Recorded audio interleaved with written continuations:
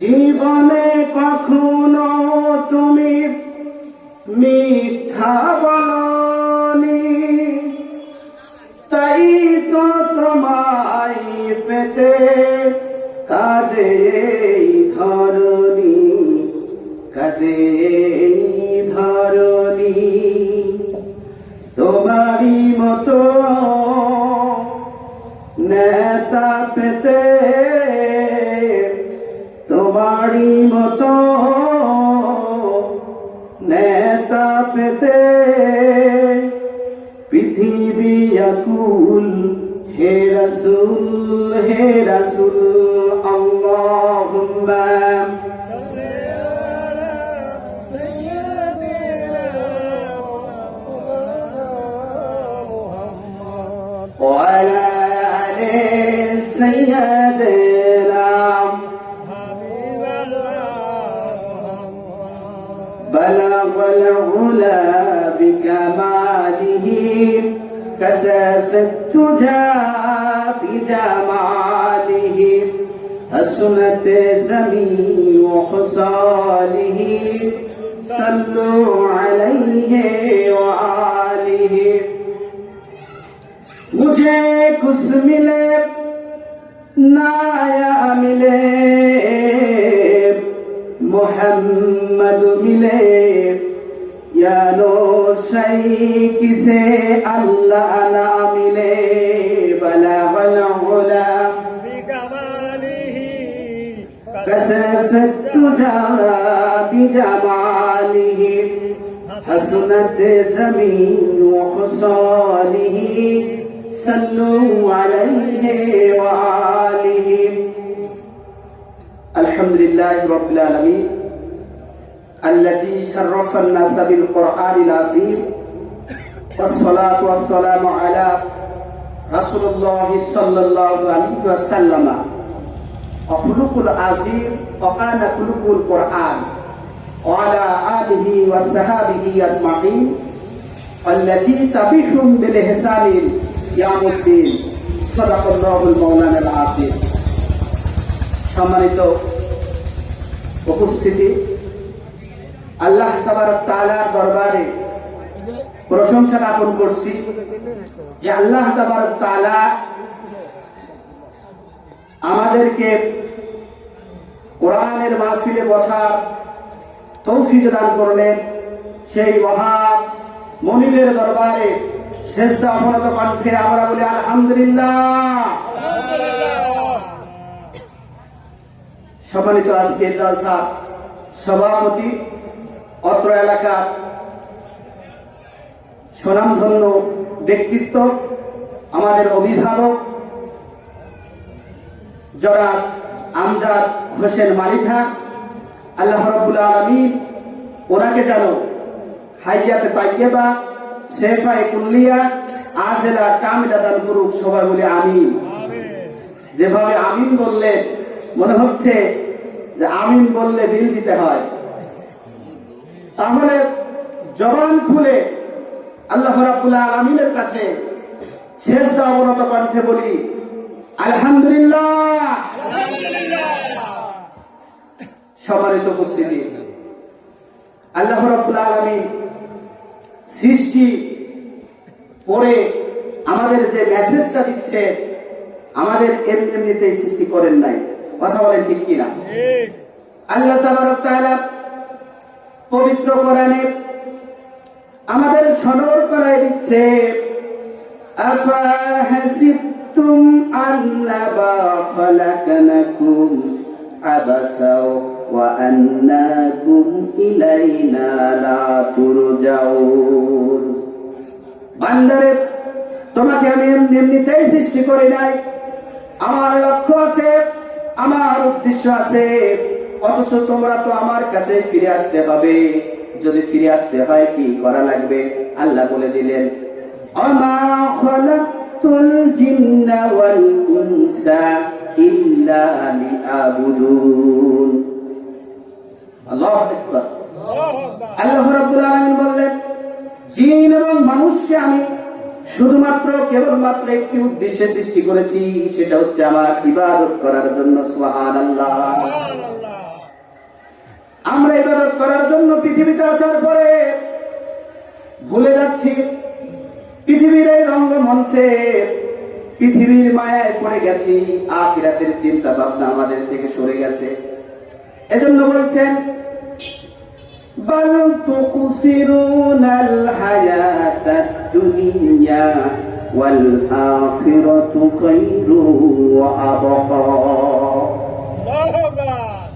আল্লাহ রাব্বুল আলামিন বলছেন তোমরা পৃথিবীর জীবনটাকে অতি প্রাধান্য দিচ্ছ, অথচ পৃথিবীর জীবনটা আখিরাতের তুলনায় অতি নগণ্য।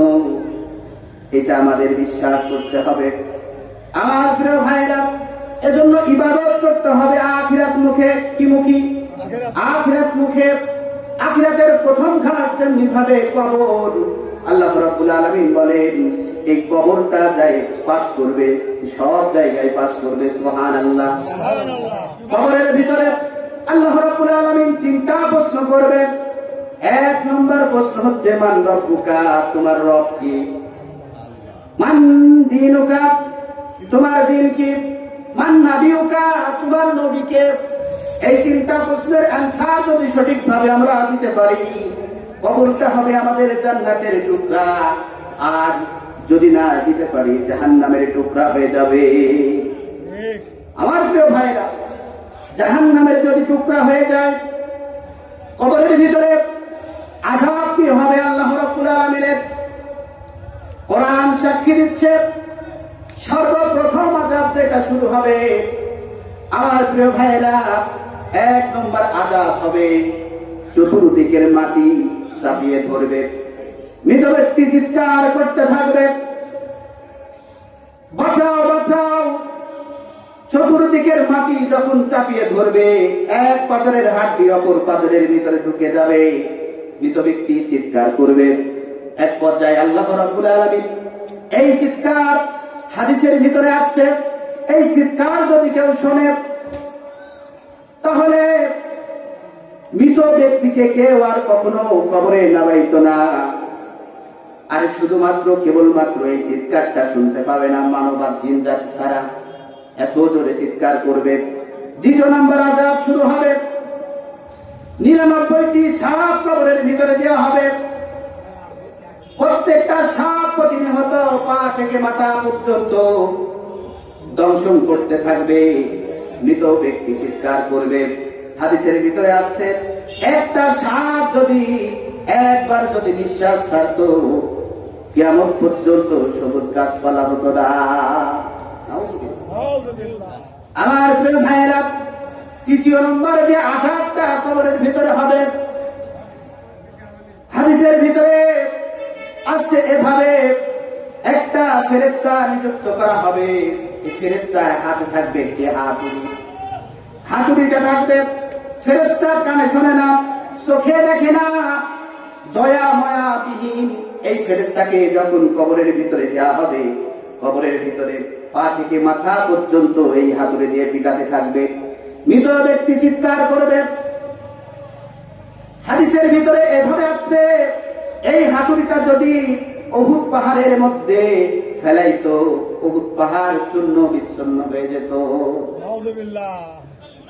কবরে প্রস্তুতিবিহীন যদি আমরা যাই তাহলে আমাদের কি কঠিন শাস্তি হবে, আরো হাদিসের ভিতরে আছে, বর্ণনা করার সুযোগ নাই। এজন্য কবি বলেন,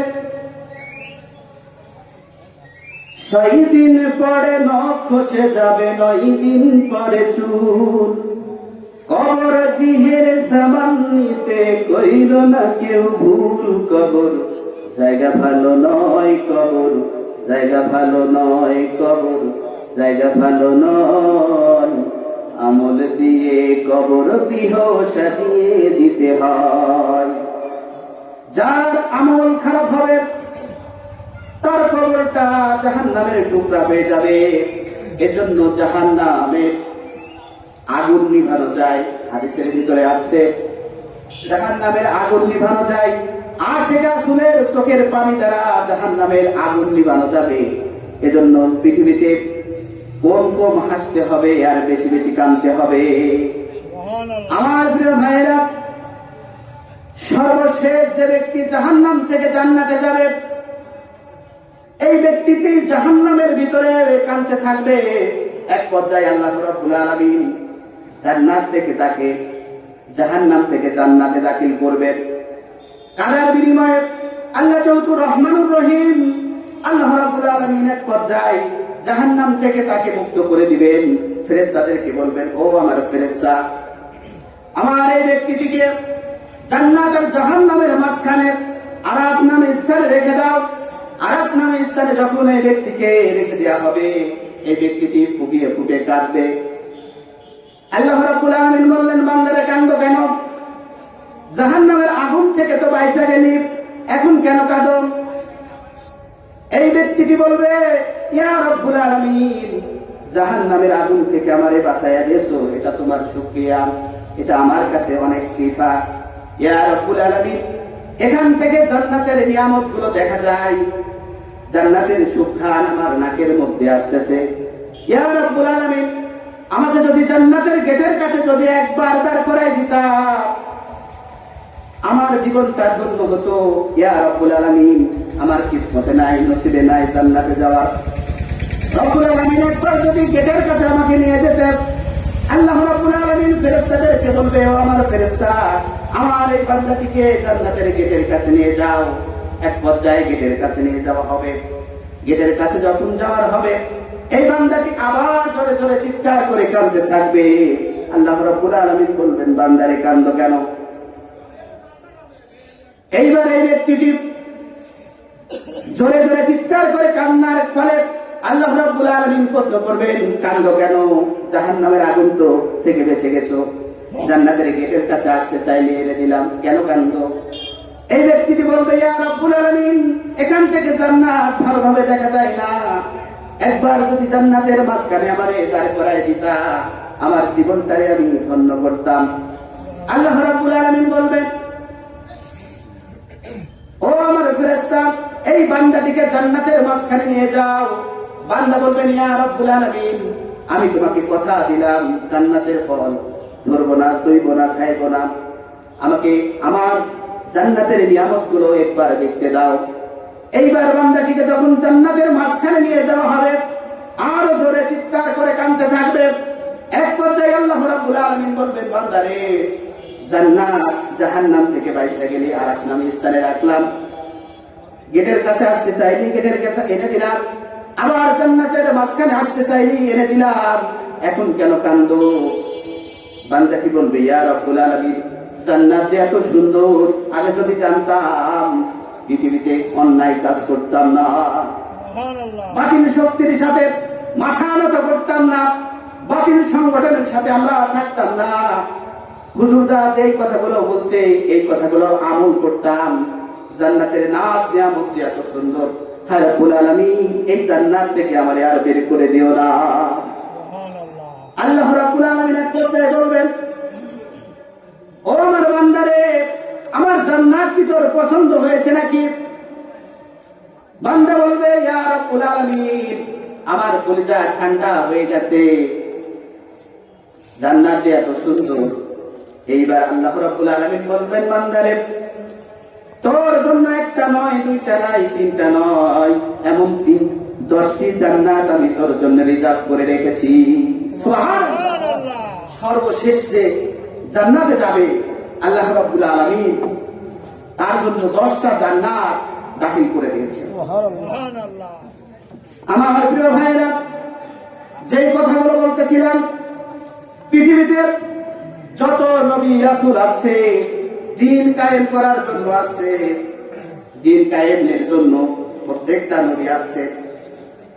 আমার প্রিয় ভাইরা, যদি সওয়াব কামাই করার জন্য পৃথিবীতে নবী আসতো, মক্কা শরীফ অর্থাৎ বাইতুল্লাহর ভিতরে 1 রাকাত নামাজ পড়লে কয় রাকাতের সওয়াব হয়? 1 লক্ষ রাকাতের সওয়াব হয়। সুবহানাল্লাহ। মসজিদে নববীর ভিতরে 1 রাকাত নামাজ পড়লে 50,000 রাকাতের সওয়াব হয়। যদি সওয়াব কামাই করার জন্য পৃথিবীতে নবী আসতেন, তাহলে আল্লাহ রাসূল যত পৃথিবীতে নবী আসছেন, মসজিদের এক কোনায় 1 বস্তা ডাল আর 1 বস্তা চাল নিয়ে রান্না বান্না করে খেত। কি দরকার ছিল তায়েফের ময়দানে গিয়ে মার খাওয়া?